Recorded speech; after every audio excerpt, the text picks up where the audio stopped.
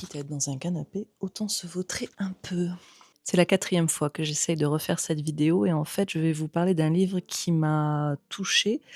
Donc c'est toujours beaucoup plus difficile quand les livres me touchent, étant donné que la sensibilité prend le dessus sur peut-être «l'analyse critique» entre guillemets, que je peux avoir des ouvrages que je vous propose. Je me suis donc fait une anti-sèche pour éviter de palabrer et de me perdre dans mes propres méandres. Aujourd'hui, je vous parle du roman de Leila Motley qui s'appelle Arpenter la nuit. C'est un joli pavé et la première chose que j'ai envie de vous dire, c'est que si vous avez un cœur chamallow, passez votre chemin, c'est un roman qui est dur. Si ce livre avait été un film, je pense que je me serais régulièrement caché les yeux. Ça, c'est un réel problème chez moi, c'est que j'ai vraiment la sensation de ce qu'on me décrit. Donc, dans ce roman-là, il y a vraiment des moments où j'ai eu le ventre extrêmement serré et c'est un roman du coup que j'ai mis du temps à lire parce que voilà, je le laissais de côté en disant: «Mais qu'est-ce qui va lui arriver? Mais qu'est-ce qui va lui arriver?» Et donc qu'est-ce qui va lui arriver? Arpenter la nuit, c'est l'histoire de Chiara qui a 17 ans, qui est une adolescente noire aux États-Unis, en Californie, si je ne me trompe pas, oui, en Californie, tout à fait, qui est orpheline de père, dont la mère est dans un centre de rétention qui n'est pas loin de la prison, qui va être laissée à la charge de son frère. Seulement son frère va un peu lâcher la rampe et décider de tenter une carrière dans le rap. Donc laisser sa sœur dans la réalité cruelle de «il est l'heure de payer le loyer». Chiara va avoir pour responsabilité de trouver de l'argent pour pouvoir régler ne serait-ce que le loyer, en sachant que le propriétaire passe régulièrement laisser des petits avis, de pré-expulsion, en gros, si le loyer n'est pas payé à telle date. Elle va essayer de trouver un emploi, mais à 17 ans, trouver un emploi légal, ça c'est un peu compliqué. Elle va donc décider de se prostituer. La première fois, c'est, on va dire, quelque peu accidentel et elle va se dire finalement: «En fait, c'est possible, c'est une possibilité».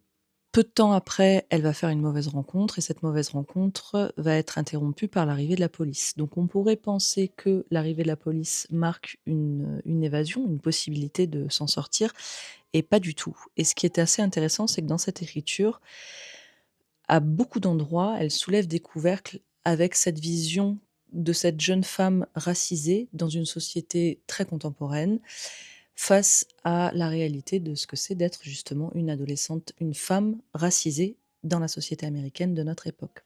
C'est pas le propos même du livre, mais ça reste quand même un fil conducteur de cette réalité. Comme je le disais, l'arrivée de la police ne marque absolument pas un sauvetage, mais le début de l'enfer, étant donné qu'elle va être exploitée par une partie d'une brigade, par une Alors, je dis que je suis sensible, pour autant, l'écriture de Leila Motley n'est absolument pas scabreuse. Elle ne va pas dans le pire, elle ne va pas faire des longues descriptions de l'horreur qu'elle est en train de vivre. Ce qui est très intéressant dans cette écriture-là, qui a été écrite par une jeune femme de 17 ans et ça, j'ai trouvé ça complètement dingue quand je l'ai lu. Enfin, quand j'ai lu qu'elle avait 17 ans au moment de l'écriture, j'ai trouvé ça complètement fou.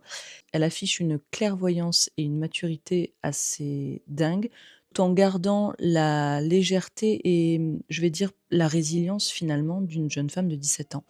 Donc en ça, c'est une écriture qui est très intéressante.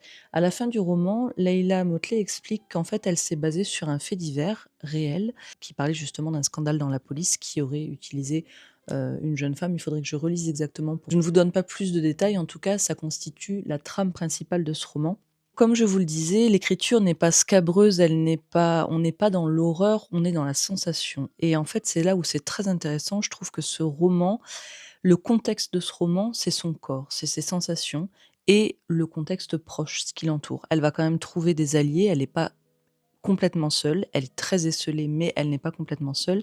Elle a des alliés dans ce roman. Je suis allée au bout, bon an, mal an, pour savoir comment ça se terminait, pour savoir s'il y avait, une non pas une rédemption, mais en tout cas une issue de secours à cette situation. Je ne vous en dis pas plus, si vous ne l'avez pas lu, je vous invite à le faire parce que c'est vraiment un ouvrage qui est intéressant, de par ce qu'il décrit, de par la réalité qui est incarnée dans ce genre de choses. Je pense que les scènes, ces contextes violents-là, seraient beaucoup plus abordables pour moi si on était dans une fiction très loin de la réalité. Comme je vous le disais, je pense dans une précédente vidéo, à partir du moment où c'est très plausible, pour moi, c'est très compliqué.